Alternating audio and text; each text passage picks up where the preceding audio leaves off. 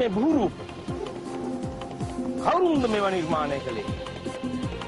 කවර කාලයක, කවරනම් පාෂාණ සංයුතියක, කවරනම් රසායනික ක්‍රියාදාමයක ප්‍රතිඵලයක් නිසා මේ අලංකාර භූරූප නිර්මාණය වෙලා තියෙනවා. මේවා කලාකරුවෙකුට නම් හරියට විවිධ හැඩතල වලින් යුතු චරිත පොගයක් වගේ. හරියට මේක ඇරීනාවක් වගේ. කල්ලෙන බිඳලා එන්දොර හැරලා සිංහවා සිංහවා සිංහවා මා සොඳුර මා සොඳුර මා සොඳුර සිංහ සීවලී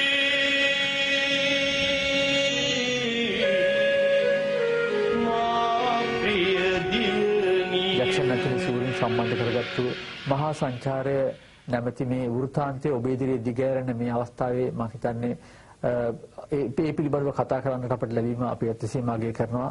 සංචාරක අමාත්‍යාංශයේ හැටියට අපි මේ වෘතාන්තයේ දායක වුණා.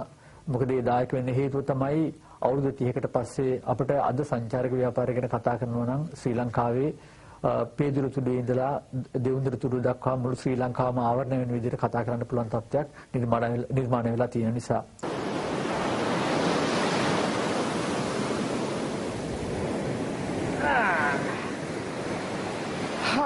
ප්‍රදීපාගාරයක් නරඹගෙන දැන් දෙවුන්දර තුඩුවේ ඉඳලා ක්ෂණිකව හිතුනොත් සිතුවිල්ලක් පේදුරු තුඩට පනින්න ඕනේ කියලා පැන්න හැකිද? Pedro Tuduwe. Pedro Tuduwe.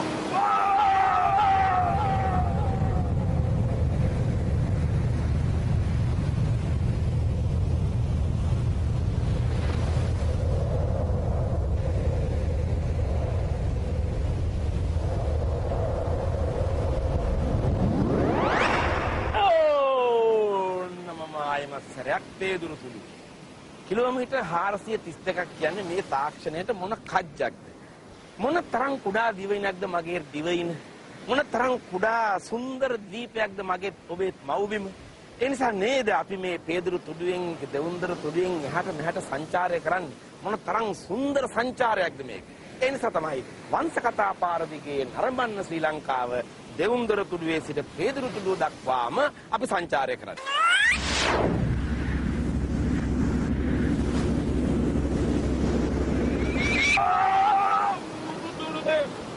පසුගිය දශක කිහිපය තුළ ඇති වූ රටේ තත්ත්වය මත දේශීය සංචාරකයන් තම තමන්ගේ ප්‍රදේශවලට පමණක් සංචාරය සීමා කර තිබීම මගින් රටේ ඇති ඉතා වැදගත් ස්ථාන පිළිබඳ කිසිම දැනීමක් අපේ ජනතාව තුළ තිබුණේ නැහැ. මේ දේශීය සංචාරණය සඳහා මේ මහා සංචාරයේ වැඩසටහනෙන් මේ පිළිබඳ පුළුල් අවබෝධයක් ජනතාව අතරට යන බවට කිසිම සැකයක් නැහැ.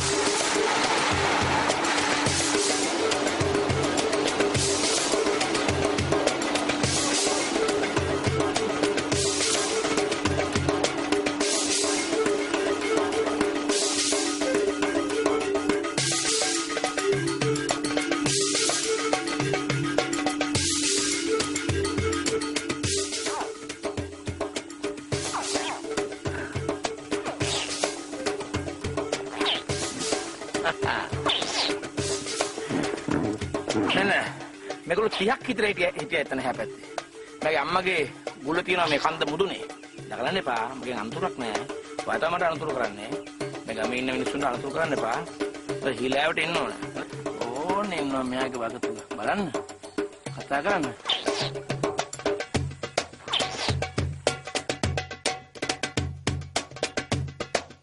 සදා ඕනේ ආයතන.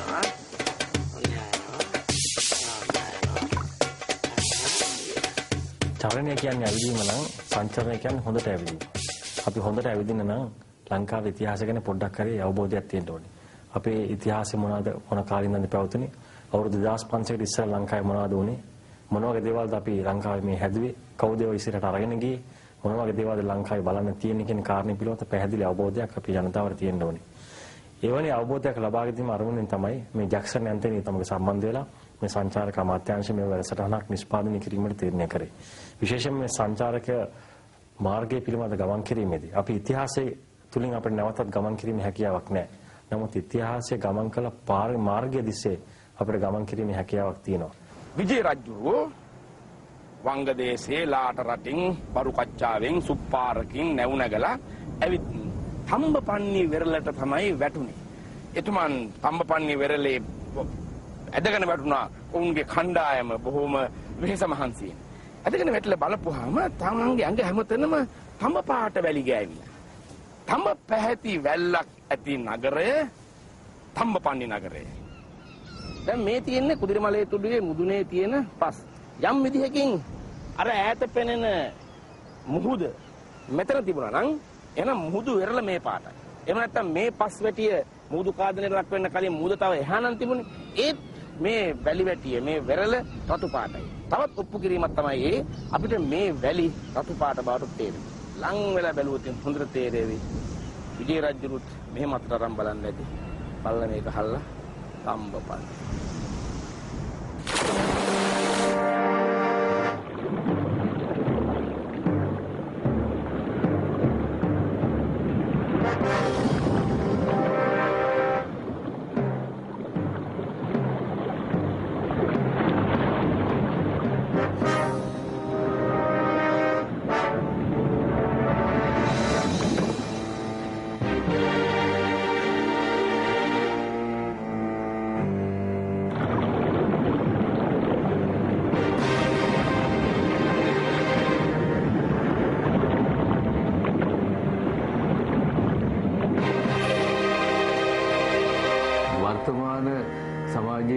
සමාජ දේශපාලනික සහ සංස්කෘතික වුවමනාවන් උරගා බලනකොට මා දකින එක් කාරණයක් තමයි ජැක්සන් ඇන්තනීගේ මහා සංචාරය අද දවසේ විශාල සංස්කෘතික ප්‍රකාශනයක් විදිහට නවම අත්දැකීමක් විදිහට සලකන්න පුළුවන් බව.